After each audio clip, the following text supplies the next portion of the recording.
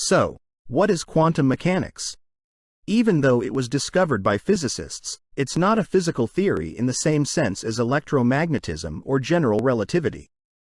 In the usual hierarchy of sciences, with biology at the top, then chemistry, then physics, then maths, quantum mechanics sits at a level between maths and physics that I don't know a good name for.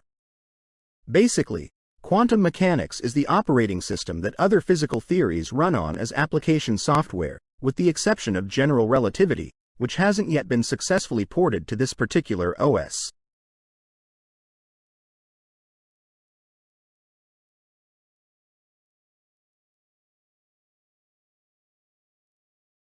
As I was saying, Professor Mitchell. Oh, please call me Lisa. Yes, well, Lisa. Well, I'm still trying to get my head around the choice of electives for the optional part of the third-year program. I was thinking of taking personal taxation law and company tax, together with the extra 5-credit point course on goods and services and VAT-type taxes, but I'm a bit concerned that I'm going to pigeonhole myself too early in the course.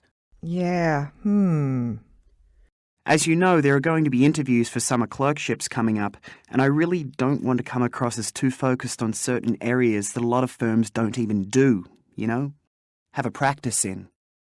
Well, don't forget, only about 25% of the course at this stage is elective-based, and you'll still have that core of subjects: crim, legal institutions, evidence, property law, general commercial and Fed Con law, all of which would be of interest to a lot of firms. So if I were you, which I'm not, I'd really just go with what my interests are and enjoy the chance to undertake some work in an area that I'm motivated to pursue, don't you think? There's an awful lot of time in this profession where you'll be undertaking long, stressful hours on projects that don't really interest you as much.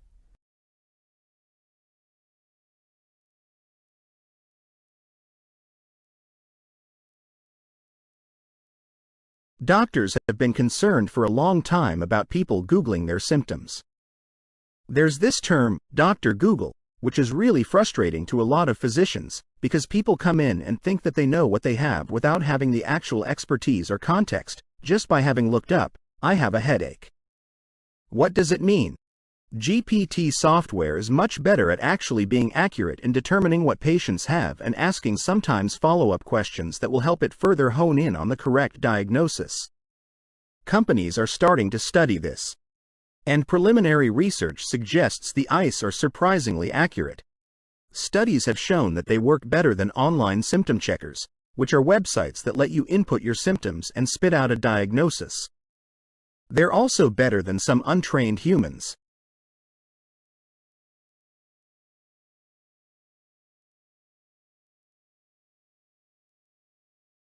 I think that's not going to be such a viable option for Cerberus, but that may be the way that they're going to approach it.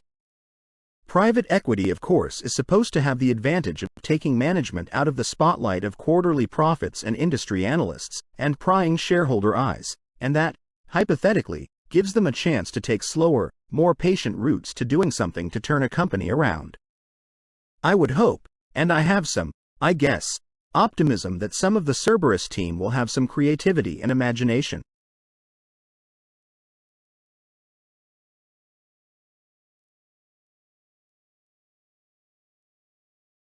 Some years ago, Bjorn Lomborg, a young Danish statistician, published a book called The Skeptical Environmentalist. It became a bestseller and generated a lot of heat. Lomborg was attacked, abused and accused of all manner of things, not because he denied the fact of global warming, in fact he affirmed it, but because, on his analysis, the devil and, he says, a lot of deviousness was contained in the details presented concerning the size of the problem and what were the most responsible steps to take in response to global warming.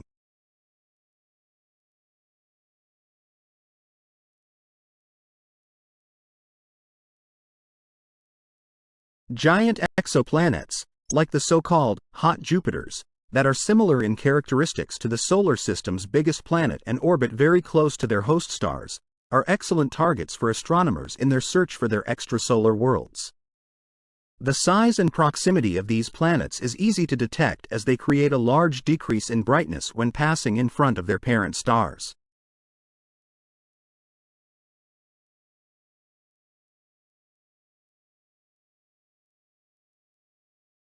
2 decades ago, Kashmiri houseboat owners rubbed their hands every spring at the prospect of the annual influx of tourists.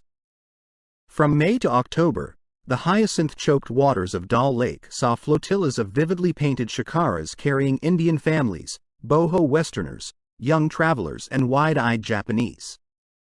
Carpet sellers honed their skills, as did purveyors of anything remotely embroidered, while the houseboats initiated by the British Raj provided unusual accommodation. Any foreigners venturing there risked their lives, proved in 1995 when 5 young Europeans were kidnapped and murdered.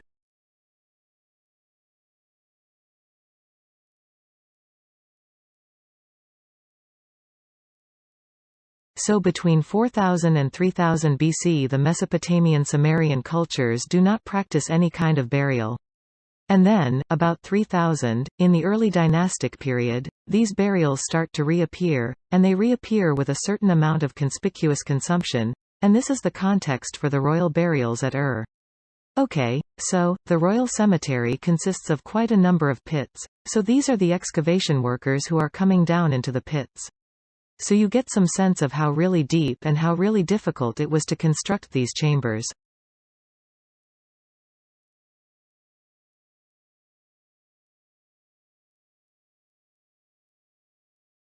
Green chemistry is a concept designed to develop technologies which allow chemistry to be practiced with minimal damage to the environment, or in an environmentally compatible way, and it's meant to cover both chemical processes and chemical products. The center was set up about 7 or 8 years ago, and the idea was to provide a hub of activities that covered fundamental research work, international collaboration, but also educational development on public understanding of the project as well, and also networking, so we network out to well over 1,000 people around the globe.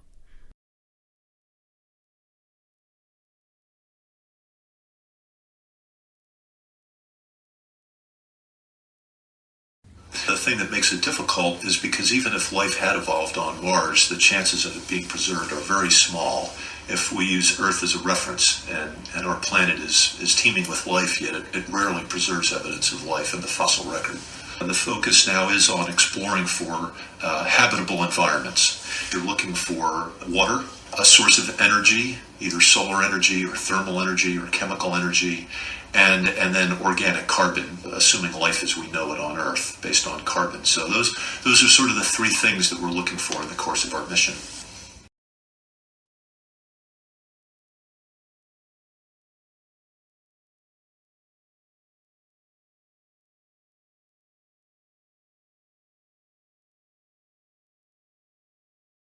In this tutorial, we will show you how to find specific journal articles using the library catalog. The university subscribes to over 18,000 journals across a variety of subjects, most of which are available electronically to find a specific journal article using a library catalog. We need to search by the journal name as individual article titles are not listed in the catalog.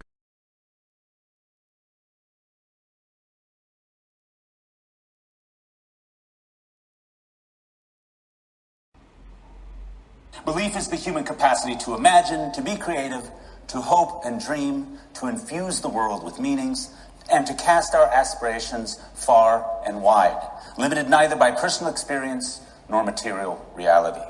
Believing is a commitment, an investment, a devotion to possibilities. Beliefs permeate neurobiologies, bodies, and ecologies, acting as dynamic agents in evolutionary processes.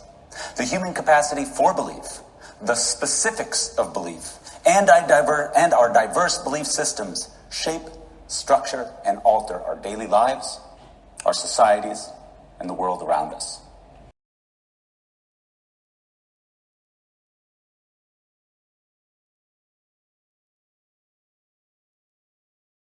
Also, malaria is something that is a very complex disease with this complex life cycle. That means that if you're going to eliminate it, you have to be able to target cute parasites and humans. You have to be able to target parasites in the mosquitoes, that mosquito population. And so that requires a lot of resources. It requires really good planning and a health system across all these different levels. And so I think the political capital that you need for that, the educational infrastructure you need for that, the economic resources you need for that are quite a challenge.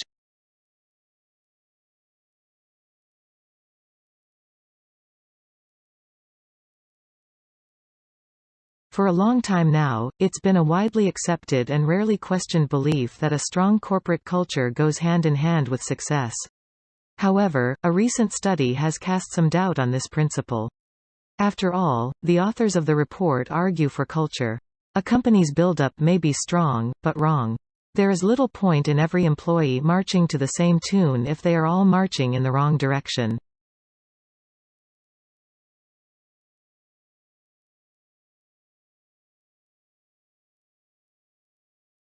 We are trying to understand the locomotion of one of our closest living relatives, which is the orangutan, and also the locomotion of all of the apes and the common ancestor of humans and the other apes. And in that area, we have had a big problem traditionally, and that we know a lot about how they move around the forest. I've been out to the forest and spent a year recording the different types of locomotion they use, but we have no idea about the energetic cost of how they move around the forest and the solutions that they find to problems of moving around the canopy.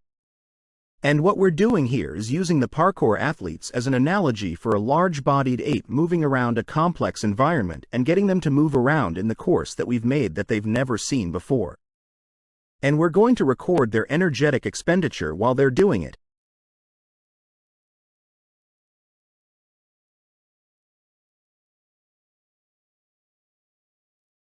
I'm going to argue that the tremendous increases in productivity that we associate with the Industrial Revolution originate not so much from changes in science or technology or new inventions, where England was far from unique, as from changes in attitudes towards morality, towards what constituted the good.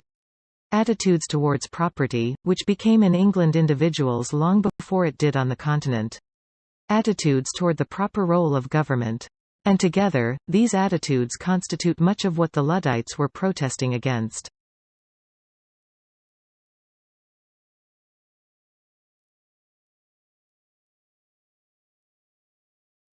Perhaps you remember the dire predictions from the analysts. The fall-off in housing threatened to drag down the entire economy. High energy prices put the kibosh on consumer spending. Runaway inflation was poised to take off. David Wiss is an economist at Standard & Poor's. He says in the end none of those things happened in the final 3 months of last year.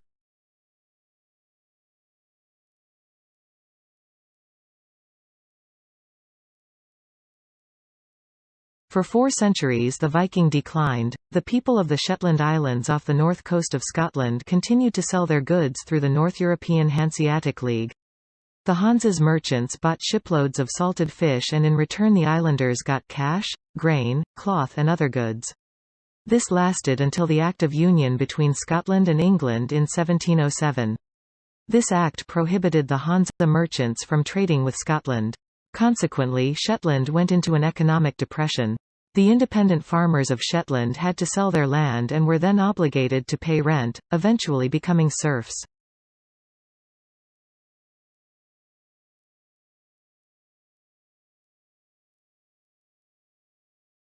My hero is Marie Saving Soldiers.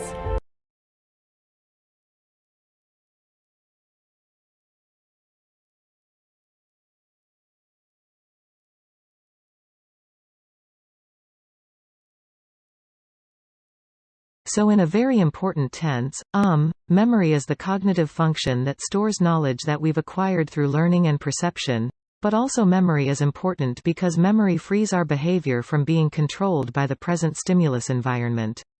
If you didn't have memory, all you'd be able to do was react to whatever is currently in the environment now, whatever it is that you're experiencing.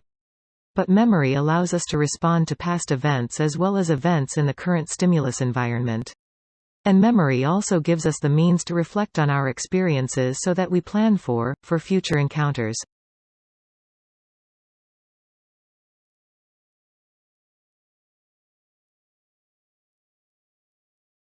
One day the banana is perfect. Bright yellow, firm, flavorful. But even within that same day brown spots appear on your perfectly ripe banana. its flesh turns mushy, and it's destined for the compost or at best, banana bread. But scientists are developing a way to extend the life of ripe bananas. It's a spray-on coating made from chitosan, a substance found in crab and shrimp shells. The new gel can be sprayed on bananas to slow the ripening process by up to 12 days. Like other fruits, bananas remain alive after being picked, and it actually continues to respire. This means that they take in oxygen and release carbon dioxide. The more the banana breathes, the faster it ripens and then rots.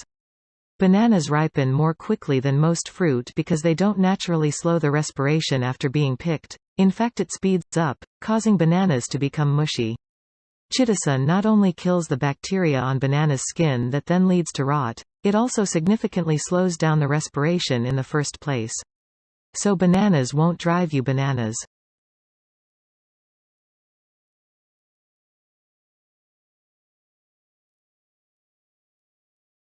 Adidas teamed up with an organization called Parley for the oceans.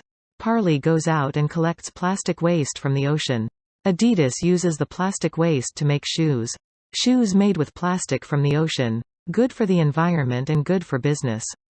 Because if you know that rapidly growing consumer segment known as hipsters, and I know you know hipsters, then you know that a hipster faced with the choice between a no-name shoe and an Adidas made with plastic from the ocean will pick the Adidas every day of the week and twice on Sunday, and then walk around like it's no big deal but look for every opportunity to talk about them.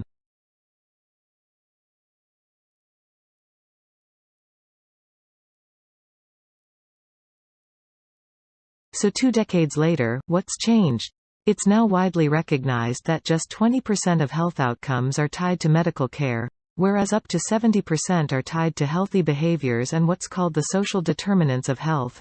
Basically, everything that happens to us for that vast majority of time when we're not in the doctor's office or the hospital. Healthcare executives now routinely remind us that our zip code matters more than our genetic code. And one healthcare publication even recently had the audacity to describe the social determinants of health as the feel-good buzzword of the year.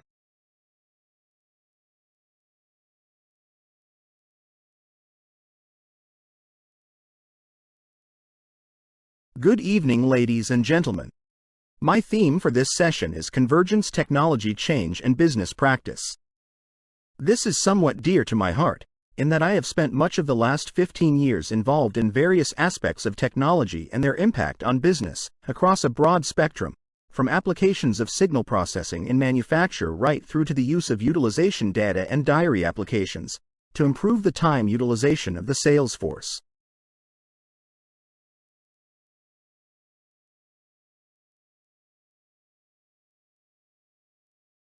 What was interesting and revealing about younger and middle-aged views on old age was how relative these were to the individual's own age. Those in their teens regarded 40 as old, whereas those in their 40s thought 70 or 80 was old.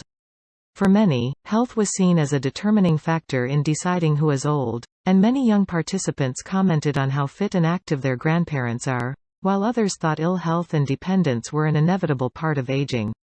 The majority of participants, however, regarded old age as something negative, and many expressed fear of growing old.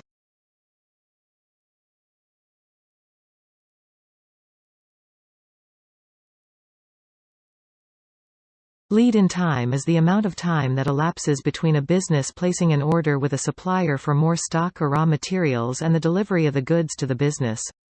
Businesses want the lead time to be as short as possible, so that they can meet their customer orders and minimize the time between paying for the stock and receiving the feedback from the customer. However, this may not happen due to a number of factors, such as delays in the supplier receiving the order, or the breakdown of the supplier's lorries delivering the stock to the business.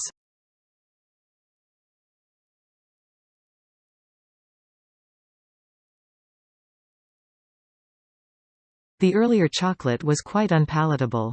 They used to add things to it to make it more palatable, so for the early chocolate, they didn't know how to extract all the cocoa fat from it, so it was, or could be quite greasy, and if you made it as a drink you'd have this sort of scum on the top. So they used to try and add things to it, like starch and things, to make it a more palatable product. So there were a lot of scandals around the kind of things they were adding to chocolate in the 19th century. So by the sort of 1870s, 1880s, there are people like Cadbury's saying, our chocolate is absolutely pure.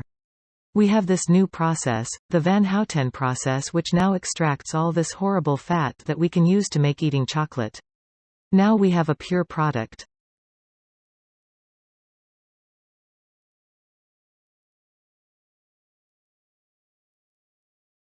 So, palm oil is the most widely produced oil crop currently. It's used in a wide range of industries, including food for biofuels and in soaps and shampoo. However, those sectors growing fast, and unfortunately palm oil grows in exactly the same environment as tropical rainforest.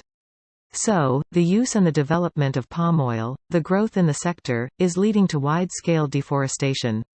What we are hoping to do is if we can come up an alternative we can slow the growth of the sector and therefore stop the wide-scale deforestation in South Asia.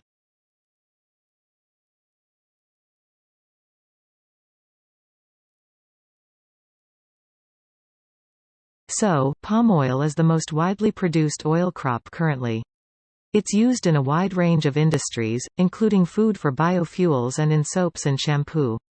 However, those sectors growing fast, and unfortunately palm oil grows in exactly the same environment as tropical rainforest.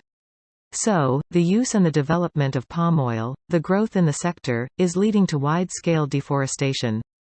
What we are hoping to do is if we can come up an alternative we can slow the growth of the sector and therefore stop the wide-scale deforestation in South Asia.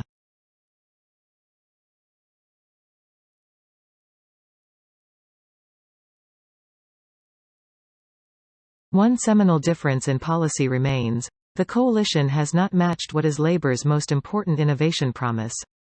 That is to bring together responsibilities for innovation, industry, science and research under one single federal minister. Innovation responsibilities currently lie within the powerful Department of Education and Science, and while there is a separate industry department, it has little influence within Cabinet. This has hampered policy development and given Australia's innovation policies a distinct science and research bias. It is the scientists rather than the engineers who call the tune in innovation policy in Canberra. So it's no surprise our policies are all about boosting government-funded research and later commercialising their results.